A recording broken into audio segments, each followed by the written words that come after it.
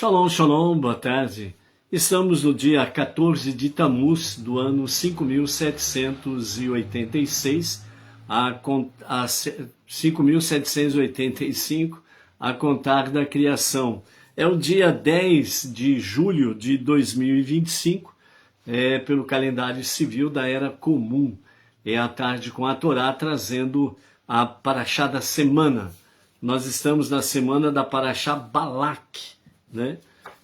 Balak é a 7ª porção dentro do livro Bamidbar, Números, e é a 40ª porção no ciclo 5.785, né? Estamos no livro de Números, é o 4º livro dos 5 livros, e estamos aí no capítulo 22 e vamos até o capítulo 25, verso 9. No nosso shiur de hoje, né, vamos trazer aos amados aí a respeito da mula que fala, né, e a respeito da primeira e segunda bênção, né, a maldição sendo transformada em bênção, ok? Então esse é o nosso shiur de hoje, a nossa proposta para o dia de hoje, ok? Também, né, antes de falarmos das bênçãos, nós vamos falar sobre a mula que fala. E vamos trazer aí, né, o que a Mishnah e o Talmud traz para nós dentro dessa passagem específica aí com referência à viagem de Bilã, né, atendendo o chamado de Balak, ok? No próximo domingo nós teremos aí, ao pôr do sol, o início das 3 semanas, né, de luto, chamadas 3 semanas de luto, que começa no dia 17 de Tammuz, ao pôr do sol de domingo, né, e vamos até o dia 9 de Av, que será até o entardecer do dia 3 de agosto, que é um domingo à tarde, né? São 3 semanas de luto. E no domingo nós teremos então uma live especial sobre as 3 semanas de luto. E nós vamos trazer aqui para os amados, né, com referência a às 3 semanas, tudo numa preparação exatamente para o mês de Elul, que é o último mês do ano, e com ele a preparação para as grandes festividades, né, Rosh Hashanah, Yom Kippur e Sukkot, ok? Então vamos no domingo termos aí um encontro também com o pessoal aí, ok? Os estranhos acontecimentos, né, durante a viagem de Bilã, que nós temos aí no capítulo 22, a partir do versículo 2, né, até o 20, nós temos o convite de Balaque para Bilã, para que fosse até o seu reinado para amaldiçoar os seus inimigos, o povo judeu. E depois, no mesmo capítulo 22, a partir do versículo 21 até o versículo 40, nós temos aí, então a respeito da viagem de Bilã e os seus estranhos acontecimentos, né, durante a sua viagem ali. Então nós vamos trazer os aspectos dentro da visão dos nossos sábios, né, que estão registrados tanto no Talmud como no Midrash, para podermos falar aos amados aí. Certamente nós teremos aí algumas partes, né, alguns assuntos chocantes, mas é uma realidade dos fatos. E acredito que muitos ouvirão pela primeira vez alguns fatos que são narrados aqui dentro do histórico judaico da viagem de Bilã e os estranhos acontecimentos, né, ali, ok? Baruch Hashem, aí o Simoniel Delmiro, né, de Monte Alto, São Paulo, a de Machado, né, Alvorada, lá do Rio Grande do Sul, né, os 2 primeiros aí, né, conectados em A Tarde com a Torá. Chegando por aí a Islândia Martins Soeiro Cunha, que também está por aí, né? A Islândia Martins, né? Por gentileza, coloca o nome da sua cidade, o local de onde você está se conectando conosco aí. Baruch Hashem. Então, amados, né? Nós temos aí os estranhos acontecimentos durante a viagem de Bilã. Vamos ver aí então os relatos que os nossos mestres trazem para nós nesse campo. Então, né, sabemos que Bilã, levado pelo seu fanatismo, né, o ódio, né, contra o povo judeu, então Bilã levantou-se mais cedo como de costume e colocou-se, né, realmente a selar a sua mula, apesar desse serviço não ser algo para ele, porque Bilã era uma pessoa proeminente e ele tinha servos, né, que fariam serviços seculares para ele. Mas ele tomou a dianteira, selou a sua mula, né, para poder viajar o mais rápido possível. Ou seja, o seu ódio, o seu antissemitismo era tanto, né, não era nem pela ganância em si, né, de Machado, era mais pelo antissemitismo, o ódio gratuito que Bilã tinha para com o povo judeu, né? Obviamente, através disso ele viu, né, um meio para ganhar uma boa riqueza, mas o que o moveu mesmo foi ao seu ódio contra o povo judeu, o antissemitismo, né?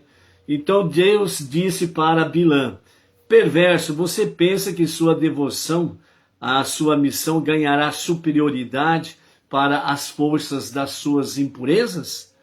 Há outro, antes de você, o patriarca dos judeus, Abraão, que agiu com avidez similar e devoção a um propósito sagrado. Ao ser ordenado a sacrificar seu filho Itsahac, também ele levantou-se cedo e selou ele próprio o seu burro, implantando desta forma uma dedicação que é mais forte que a sua. Ou seja, nesse momento os nossos mestres estão trazendo que a devoção de Abraão era superior à devoção do próprio Bilã. Bilã partiu acompanhado por 2 servos e seguido pelos príncipes de Moabe. Deus preencheu a rota de Bilã com obstáculos, a fim de adverti-lo de que estava prosseguindo em direção à sua própria destruição, né? Isso também traz para nós um paralelo, que muitas vezes nós nos colocamos no caminho para algum tipo de propósito, aos nossos olhos, do nosso ponto de vista, e muitas vezes nós encontramos obstáculos inexplicáveis. Será que não é um sinal realmente de Deus que, se continuarmos nessa jornada, ela não será para a nossa própria destruição? Eu já passei por essa experiência e hoje agradeço muito a Hashem por ter colocado obstáculos intransponíveis, obstáculos que realmente trouxe no princípio muita amargura, muita tristeza, né? Mas depois nós pudemos ver realmente a presença divina, a luz divina, mostrando que se eu prosseguisse naquele caminho, seria para a minha própria destruição, né? Então, muitas vezes nós precisamos procurar visualizar esta realidade na nossa jornada do nosso dia a dia, ok? Então o Eterno enviou o anjo de misericórdia para obstruir o seu caminho, porém Bilã escolheu ignorar um sinal após o outro. E Deus fez com que a mula de Bilã sentisse a presença do anjo, de modo que Bilã pudesse sentir-se humilde ao perceber que o seu animal sabia mais que ele. Ou seja, era exatamente para que Bilã ele pudesse aprender esta verdade e pudesse realmente revestir-se de humildade, né? Reconhecer a lição divina e poder realmente aprumar a sua jornada junto à vontade divina e não junto ao seu próprio querer. Quando a mula sentiu que tinha um anjo diante de si, ameaçando-a com uma espada, ele não atreveu a continuar. O caminho era ladeado de campos abertos e a mula correu para as planícies. Bilã não sabia explicar o estranho comportamento do seu animal, contudo recusava-se a refletir sobre o significado dos extraordinários eventos, apenas ficou cada vez mais irado e golpeou ao seu animal, né? O animal voltou então para o caminho de onde o anjo já havia desaparecido. Imediatamente o anjo reapareceu e a mula o viu de novo. Com receio de continuar, a mula foi para a beira do caminho, onde havia um montículo de pedras. A mula pressionou o pé de Bilã contra as pedras, machucando-o.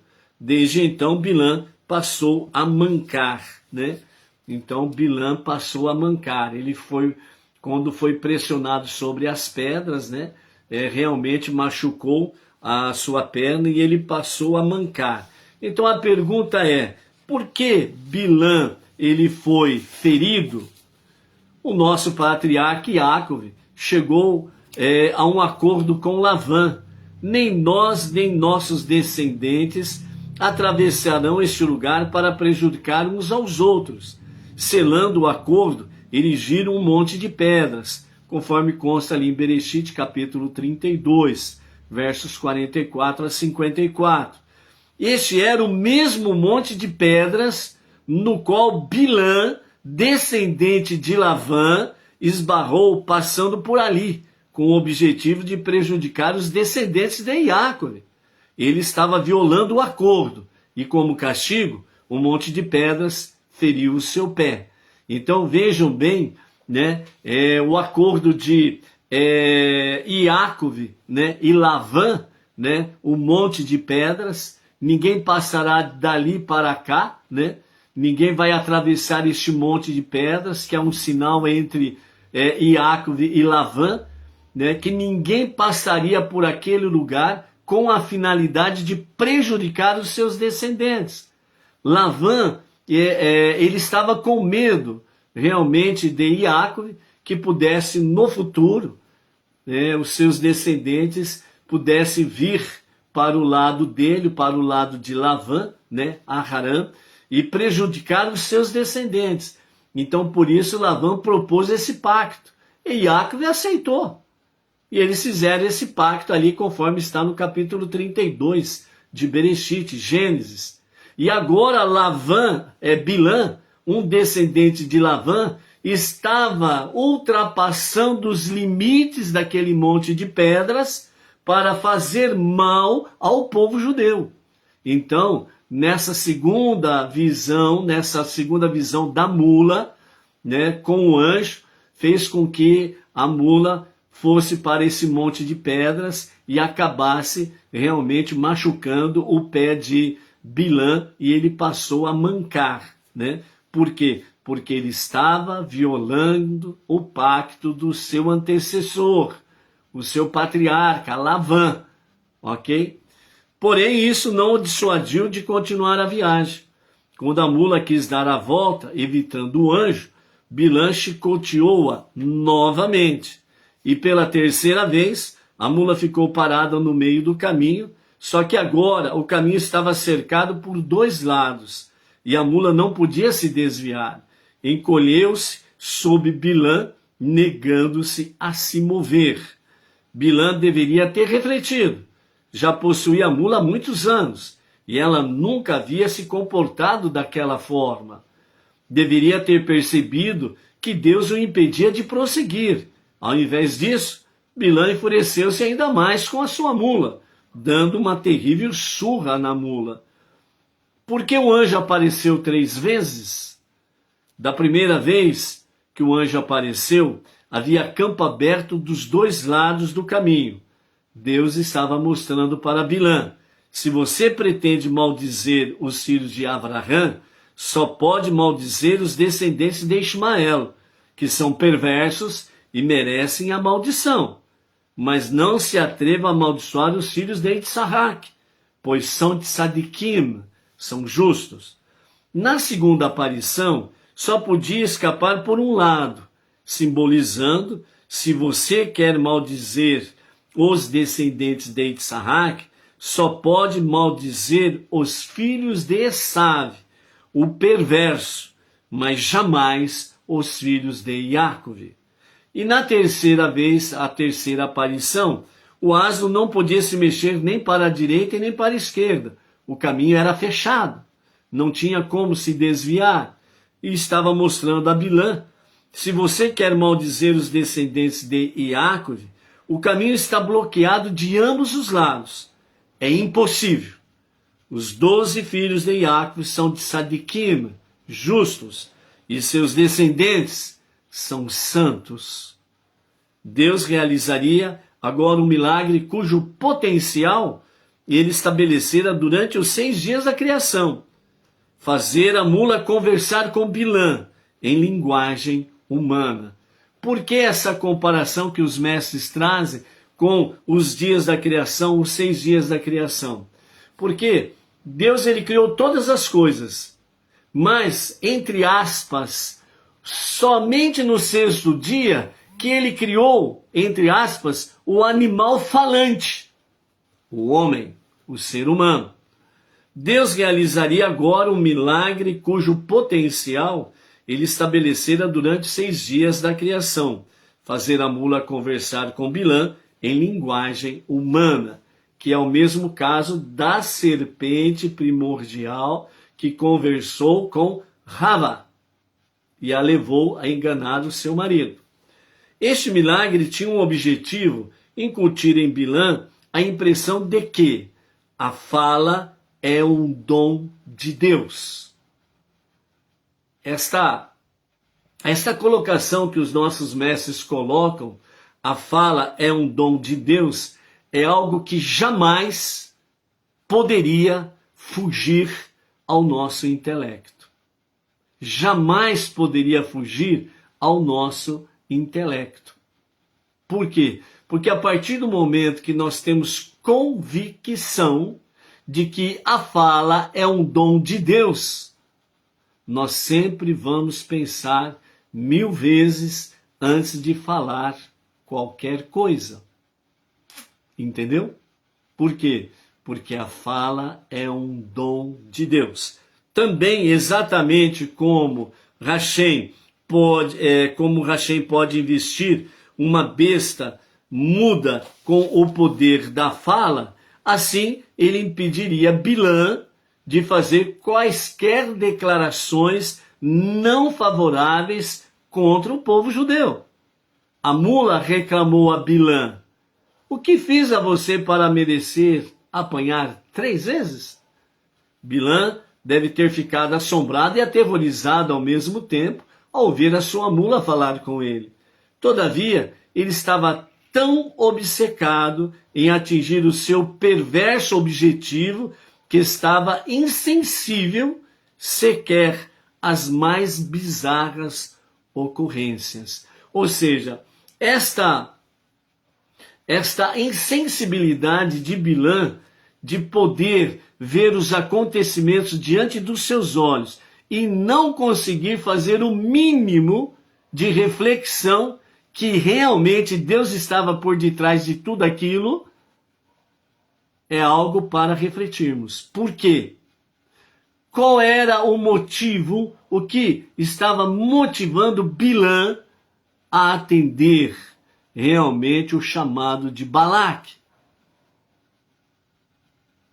Era o seu ódio contra o povo judeu. Ou seja, Bilã, ele era um extremista, antissemita. Ele queria simplesmente evaporar da face da terra o povo judeu. E movido pelo quê? Movido por uma simples palavra que chama-se inveja. Inveja. Lavã, ele tinha inveja de Iacove. Bilã é o descendente de Lavã.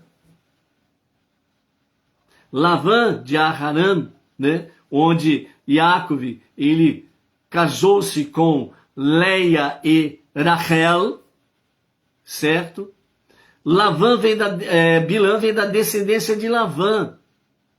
Lavã, ele tinha realmente a cobiça, que ele achava que Iaque chegou cheio de tesouros, como Avraham tinha chegado algum tempo anterior, cheio de tesouros, mas Iaque chegou com uma mão na frente e outra atrás. Porém, durante o tempo em que ele permaneceu na casa de Lavã, trabalhando para Lavã, foi o período em que Lavã ficou muito rico.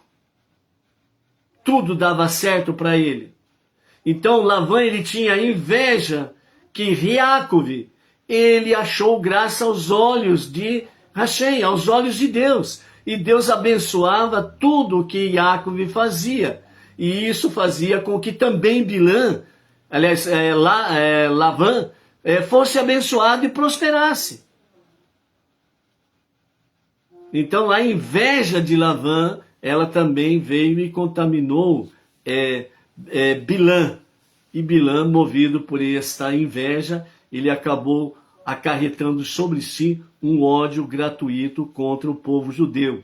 E ele queria de todas as formas disseminar o povo judeu com as suas maldições, certo?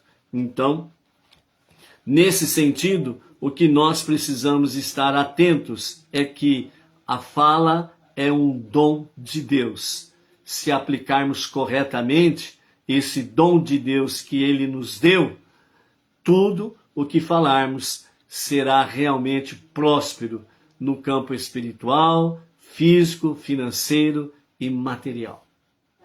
Para com as pessoas que você lança a sua boa palavra, as suas bênçãos, como para você mesmo, que é o emissor realmente destas bênçãos para com o seu próximo, ok? Então, dessa forma, Bilã respondeu à mula que lhe perguntou: o que fiz a você para merecer apanhar 3 vezes? Então Bilã replicou, à sua mula: você me fez de bobo. Se apenas tivesse uma espada em minhas mãos, te mataria agora mesmo. Começou a procurar uma arma, inclusive, para matar a mula, mas não encontrou. E a mula novamente comenta com Bilã: aparentemente, você não pode destruir-me sem uma espada. Não obstante, está a caminho de erradicar uma nação inteira com palavras?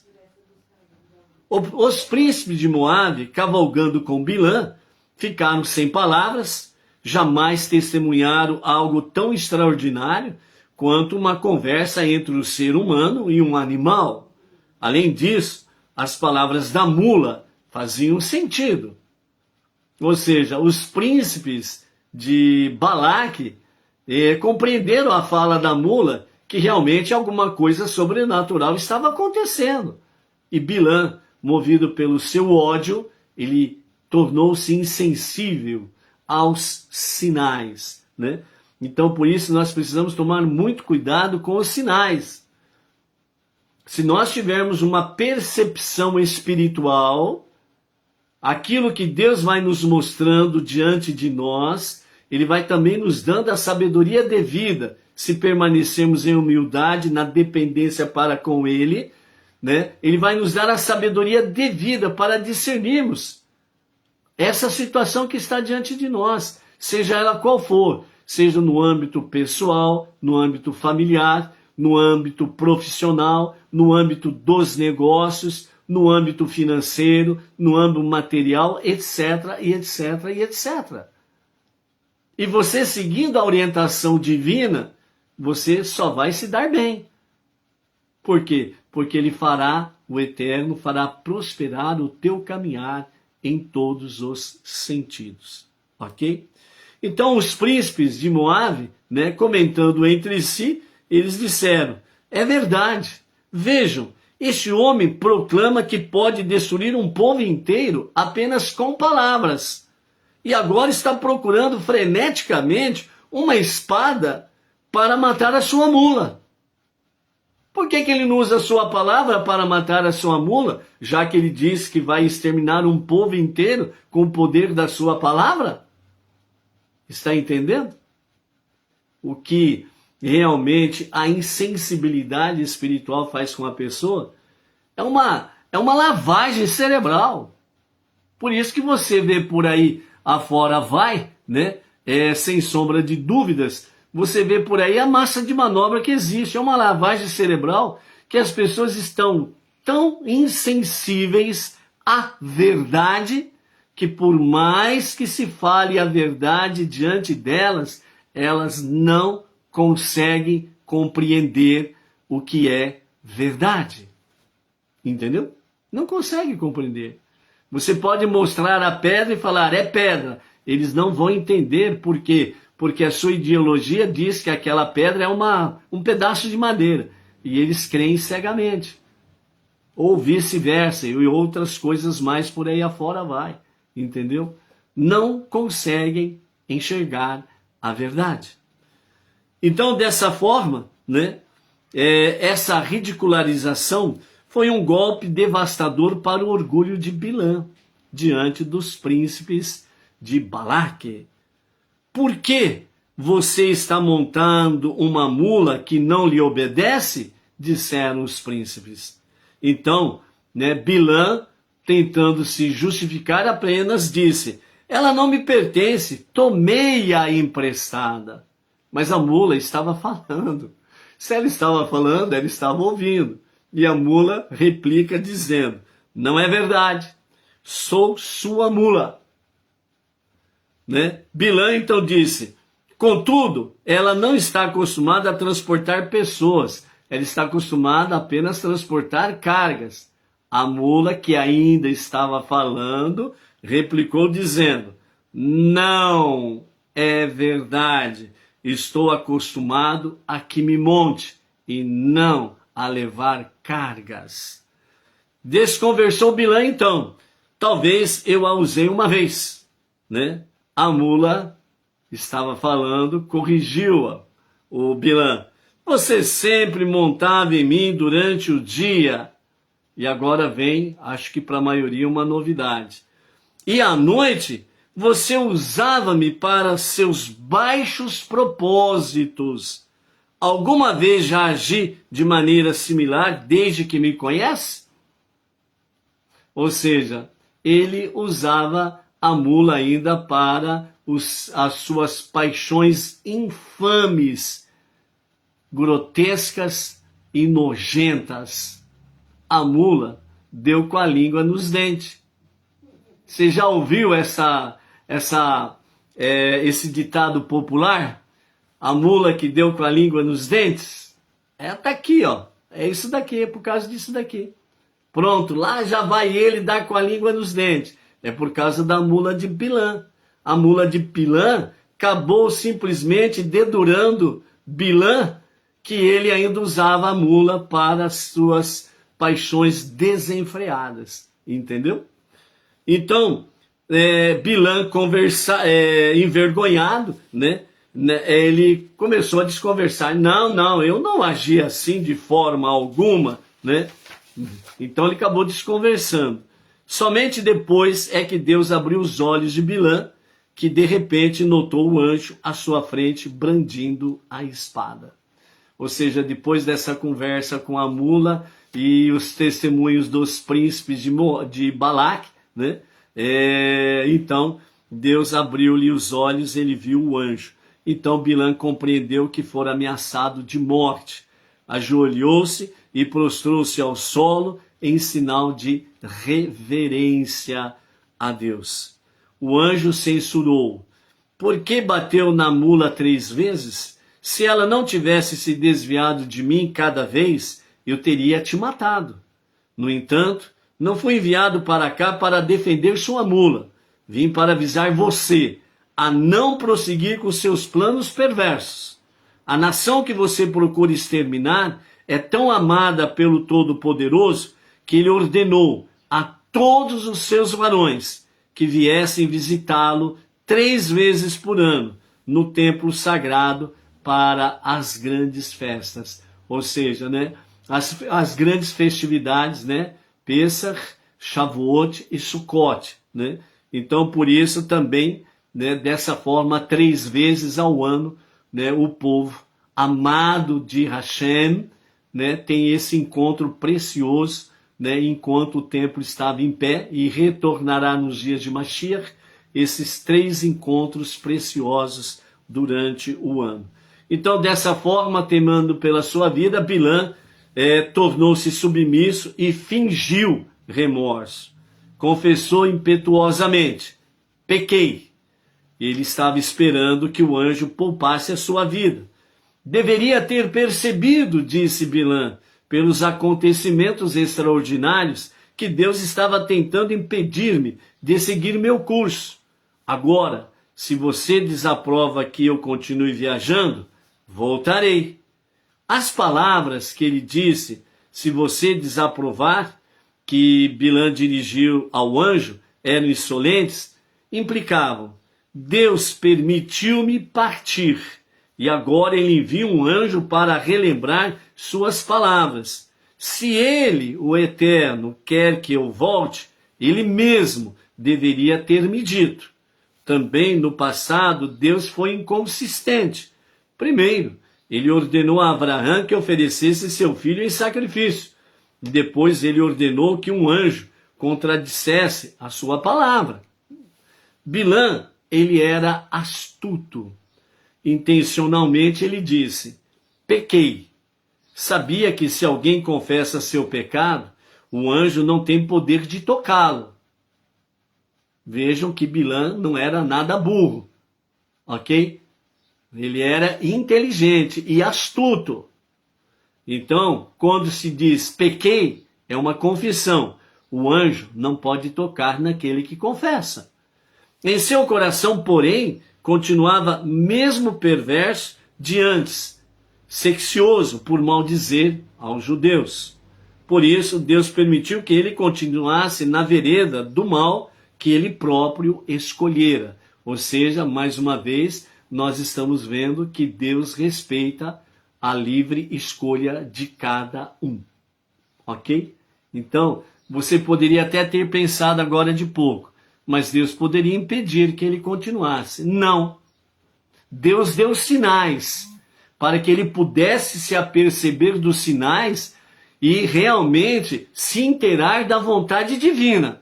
Aí ele teria que tomar a decisão: não vou continuar nesse caminho. Ok? Não vou continuar nesse caminho. É a mesma coisa quando nós estamos na nossa jornada do nosso dia a dia e tomamos certas decisões aí que não são da vontade de Hashem, mas ele envia sinais, obstáculos, empecilhos, impedimentos, dificuldades, testes, para que nós possamos discernir que se continuarmos nessa jornada vai ser para o nosso próprio mal. Mas se nós resolvemos: não, eu vou continuar e seja o que Deus quiser, o modo de expressão que as pessoas usam, e aconteça o que acontecer, eu vou continuar nesse caminho. Então Deus respeita a sua livre escolha. Você vai se estrumbicar todo? Vai. Ah, Deus podia impedir? Podia impedir se você obedecesse à sua vontade. Mas você fez a sua livre escolha, você escolheu satisfazer o seu ego, o seu próprio eu. Então, dessa forma, você que tem que se arder. Você arrumou a sarna, agora vai coçar a sarna. Entendeu? Essa é a questão. Então, o anjo respondeu: você pode prosseguir viagem, mas saiba que será capaz de dizer apenas o que colocarei em sua boca. Bilã montou alegremente, esperando, entre aspas, persuadir o Todo-Poderoso a deixá-lo amaldiçoar os judeus. Esses são os fatos sobrenaturais, né, e estranhos que aconteceram na viagem de Bilã, ok? E nessa viagem de Bilã, os acontecimentos estranhos eram exatamente para fazer com que ele pudesse seguir o caminho da obediência, né, a Hashem, e não o caminho da obediência ao seu ego, ao seu eu.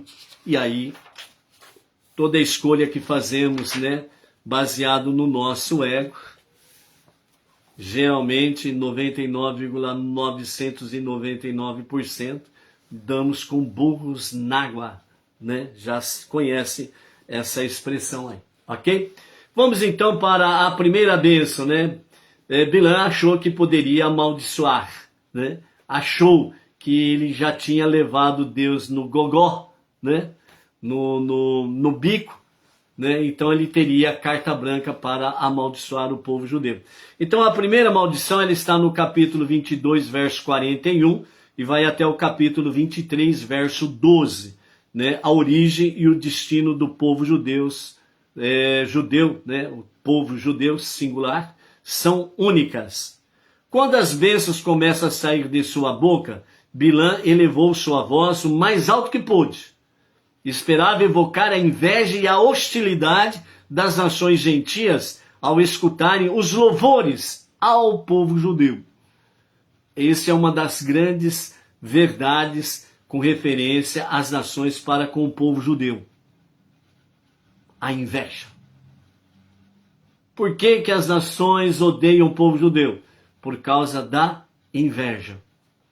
Já ouviu aquele ditado que diz que tudo que o judeu toca vira ouro? As pessoas não compreendem isto. Por quê? Porque estão cegas pelo ódio. Estão cegas pela inveja. E perderam a sensibilidade espiritual para compreender que o povo judeu é a menina dos olhos de Hashem. É a menina dos olhos de Deus. É o povo escolhido. E Deus o abençoa e protege. Por isso que o Todo-Poderoso é chamado de Shomer Israel, o guardião de Israel. Então as nações, na sua insensibilidade espiritual, não conseguem compreender isto. E por isso têm inveja. E automaticamente, alimentando a inveja, acabam tendo um ódio gratuito para com o povo judeu. Quando as bênçãos começaram a sair da boca de Bilã, né, então ele procurou falar o mais alto possível para que as nações pudessem ouvir e dessa forma elas pudessem realmente despertar nelas a inveja, os ciúmes, assim como também o ódio e a hostilidade para com o povo judeu. Recentemente, né, nas redes sociais, apareceu ali, né, uma pessoa entrevistando essas pessoas de massa de manobra aí, né? E aí falou para ela assim: você prefere viver em Israel com o povo judeu ou com Hamas e os grupos terroristas? A pessoa respondeu assim: com Hamas e o grupo terrorista na Palestina. E aí a pessoa que estava fazendo a pergunta disse a ela: mas se você for lá, você vai morrer. Por quê? Porque você é do time do LGBTQ+. Lá eles matam, jogam de prédio, cortam a cabeça. E aí? Você prefere Israel ou prefere a Palestina junto com os grupos terroristas? A pessoa tão insensível, muito mais burra do que a mula, respondeu que prefere ficar na Palestina com os grupos terroristas, mesmo sabendo que vai morrer. Então vejam como que o ódio leva a uma cegueira sem tamanho. É isso que essa massa de manobra por aí afora vive. Não adianta, por mais que você fale que a luz ela brilha, eles ainda acham que a escuridão em todos os níveis é mais bela do que a luz. Ou seja, outro ditado, né? Tem pessoas que gostam dos olhos, mas tem aquelas que gostam da ramela. E quem gosta da ramela nunca vai gostar dos olhos. Então o que você vai fazer? Coma ramela. Fazer o quê? Entendeu? É assim esse povo aí, ok? Então essa é a realidade. Então as bênçãos de Bilã estavam encobertas com parábolas poéticas Então ele proclamou o capítulo 23 de Números, versos 6 e 7. Balaque, o rei de Moabe, trouxe-me de Aram, das antigas montanhas, dizendo: venhamos e amaldiçoe para mim, Iacove, e venha e desperte a ira de Deus contra Israel. O profundo significado das palavras de Bilã era: você, Balaque, e eu somos os mais ingratos dos homens. Ambos devemos nossas vidas aos judeus. Como então você pôde trazer-me de Aram para amaldiçoá-los? Foi neste exato local que seu patriarca Iacove ficou com meu patriarca Lavã. Antes da chegada de Iacove, Lavã não tinha filhos. Nascia apenas por causa dos méritos de Iacove. Você, Balaque, sobreviveu por causa das antigas montanhas. As antigas montanhas é uma referência aos patriarcas, que são chamados de montanhas. Você é um moabita, um descendente de Lot. Se não fosse por seu patriarca Abraão, Lot não teria sido resgatado da destruição de Sodoma, e você não estaria vivo hoje. Mais que isso, não percebe que Deus protege esse povo? Ele prometeu a seu patriarca Abraão: os que te amaldiçoarem, eu os amaldiçoarei. Portanto, alguém que os amaldiçoa está se amaldiçoando. Quando enviou-me a mensagem: venha, amaldiçoe para mim Iacove, você na verdade indicava: venha, amaldiçoe-me, amaldiçoando Iacove. Ou seja, se eu amaldiçoar Iacove, eu estou amaldiçoando você, Balaque. Porque os que amaldiçoarem, de fato, o povo judeu, foi o que disse Deus para com Abraão, o pacto abraâmico, será amaldiçoado.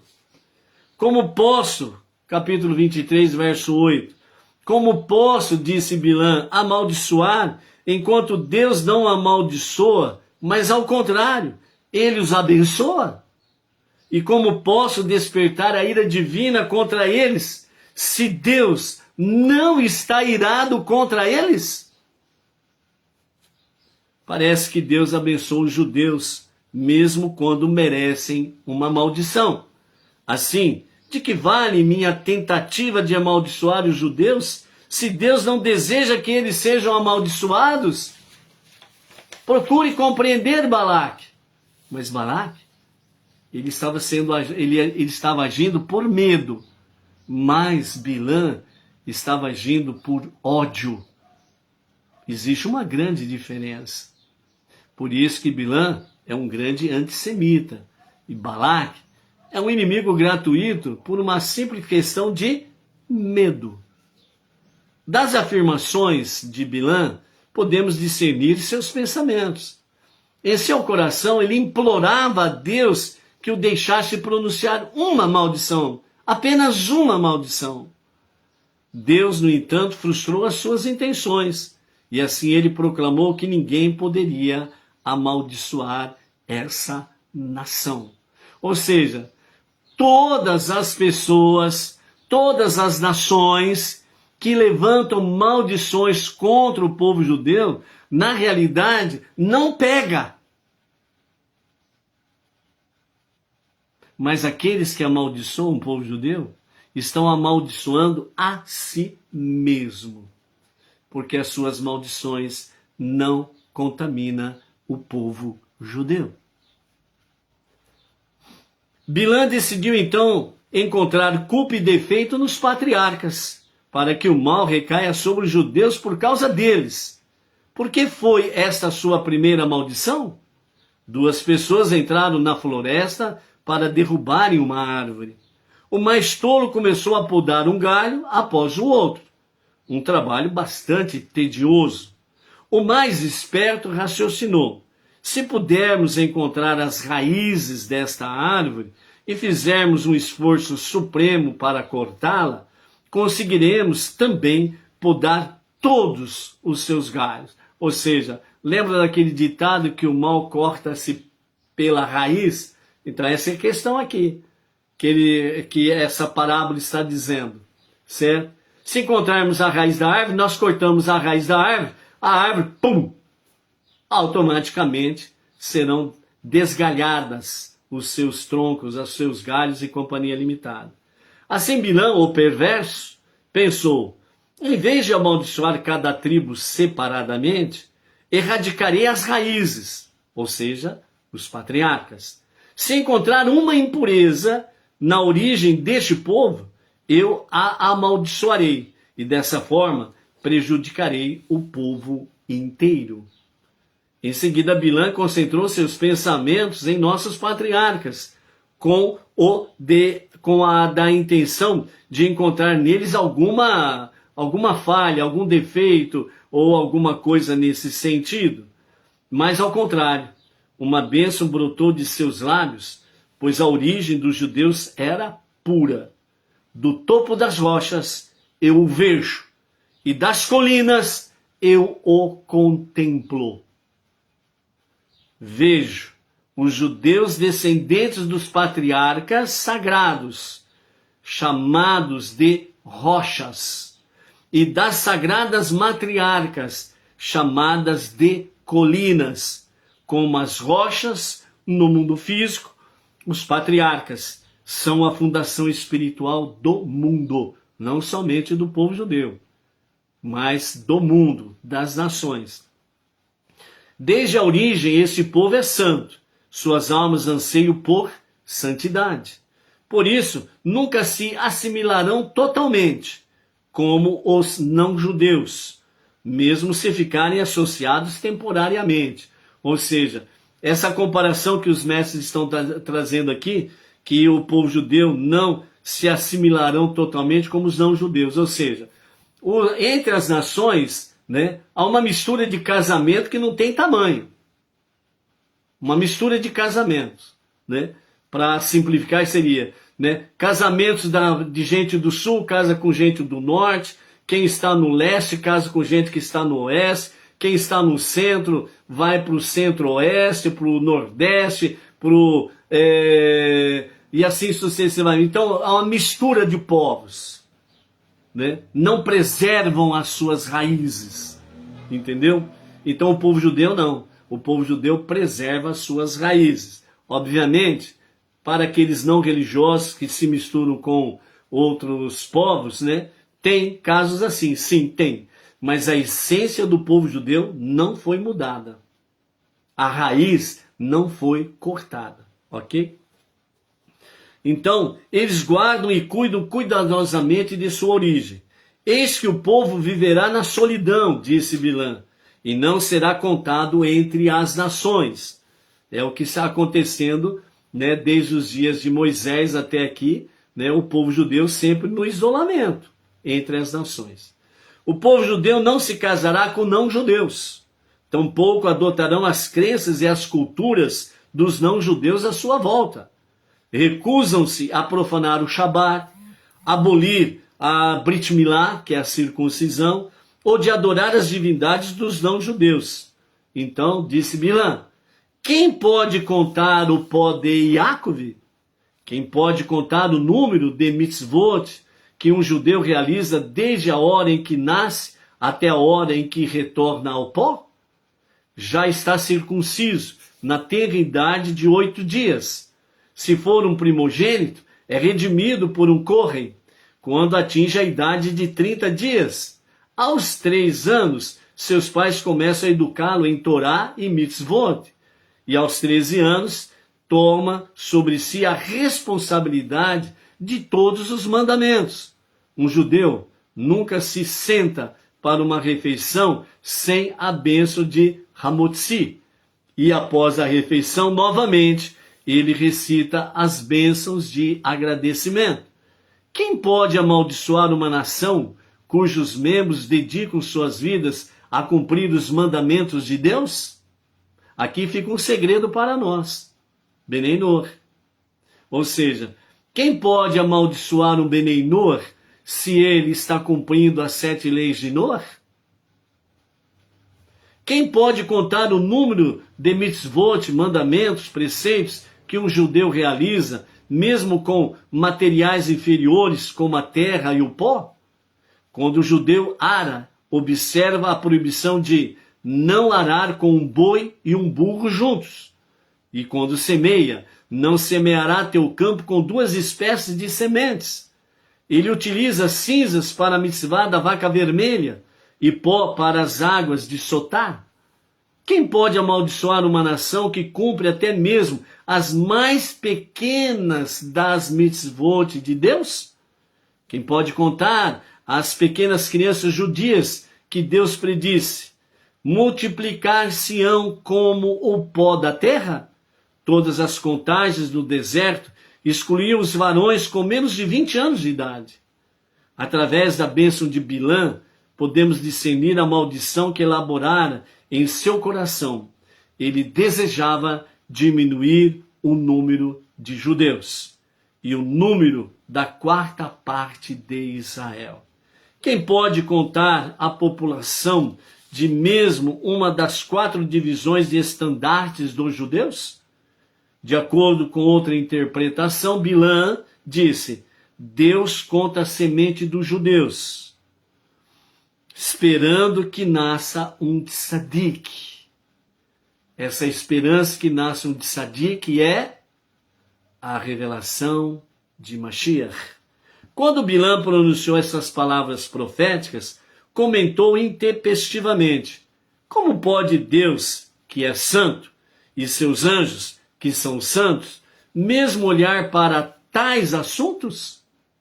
Como punição, Bilã ficou cego de um olho por causa de todas estas suas reflexões.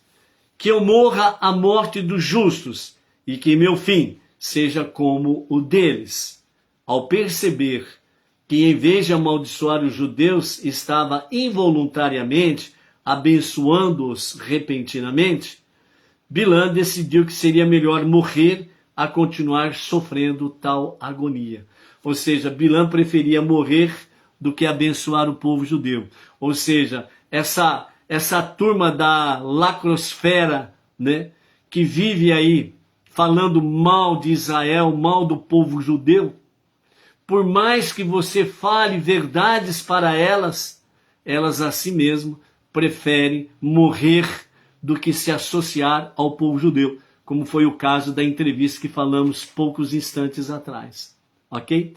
Então aquela mesma questão, você quer amaldiçoar o povo judeu, você quer a extinção do povo judeu, então você vai ter que voltar à época das cavernas. Porque praticamente em tudo que você veste, usa, remédios, vacinas e companhia limitada, tem um judeu por detrás, que fez, descobriu, etc. e tal. A primeira coisa que você vai ter que fazer praticamente é ter que jogar o seu celular fora. Porque foi um judeu. A grande descoberta da vacina da polio, que é para evitar que criança tenha problemas de atrofias musculares, né? Fica aleijado ou semi-aleijado das pernas, por exemplo. Como? Ah, a dona Ed me lembrou aqui, paralisia infantil, melhor dizendo, que é a vacina da polio, né? Então você vai ter que se negar de dar aos seus filhos a vacina da polio, porque é um judeu que fez, é um judeu que descobriu. E por aí afora vai, entendeu? Por aí afora vai, as descobertas, né? Prêmio Nobel, 99% são de judeus, etc e tal, né? E por aí afora vai, né? Hã? E a inveja cresce. E aí fica essa insensibilidade, né? Por aí afora vai, ok? Então, Bilã decidiu que seria melhor morrer a continuar sofrendo tal agonia. É o que essa lacrosfera aí, né, de militância que tem por aí, né, prefere morrer do que dar o braço a torcer que o povo judeu tem razão, que o povo judeu é para o bem e não para o mal, ok? Entretanto, o espírito de profecia que falava através de seus lábios, de Bilã, também elevou esses pensamentos e ele encontrou-se pedindo a morte dos judeus justos e virtuosos que entrassem no paraíso depois de partir deste mundo. Este é um dos versículos dos quais a Torá, escrita, expressa a crença fundamental de que a alma continua a existir depois da morte física e que os tzadikim experimentam a plenitude e felicidade eternas do paraíso. Por isso, Bilã teria desejado a morte dos judeus justos, que eles não desfrutassem já, a partir da sua morte, né, suas almas desfrutassem realmente de plenitude e felicidades eternas do paraíso. Balaque ficou escutando tudo isso, as palavras de Bilã, com cada vez mais assombro e consternação. Então, no capítulo 23, verso 11 de Números, né, Balaque diz: o que você fez comigo? Eu lhe convoquei para amaldiçoar meus inimigos e você os abençoa. Não posso fazer nada a esse respeito, disse Bilã, pois sou forçado a falar o que Deus coloca em minha boca. Capítulo 23, verso 12. Ou seja, o dom da palavra é um dom de Deus. Quando os príncipes de Moabe ouviram essas palavras, perceberam que Bilã não conseguiria amaldiçoar os judeus. A maioria partiu, apenas alguns permaneceram com Balaque, na vã esperança de que Bilã ainda obtivesse êxito. Ou seja, mostra exatamente a realidade da lacrosfera. Alguns percebem sinais e falam: epa, aqui a coisa tá feia, a coisa aqui é muito errada. Vamos embora antes que esse negócio aí nos atinja e atinja as nossas famílias também. E eles foram embora, mas outros ficaram. Aqueles que têm uma lavagem cerebral mais profunda, entendeu? Certo? Aqueles que observam e têm a percepção da verdade, eles saem aonde está a mentira.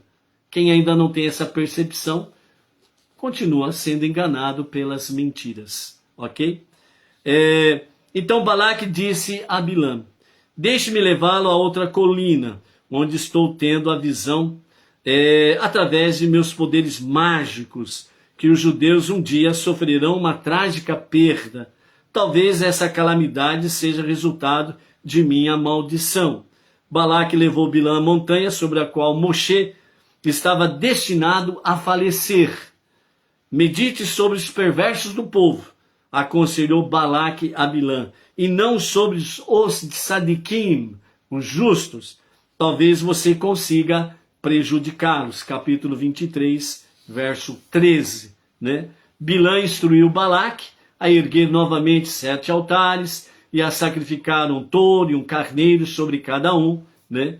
Permaneça aqui para oferecer os sacrifícios, disse Bilã a Balaque, e eu ficarei mais adiante, para que Deus se dirija a mim. Ao ser instruído por Deus para conceder mais bênçãos sobre os judeus, não quis voltar a Balaque. Por que devo voltar e deixá-lo ainda mais irado contra mim? Contudo, Deus forçou Bilã a voltar e a pronunciar a próxima bênção, a segunda bênção.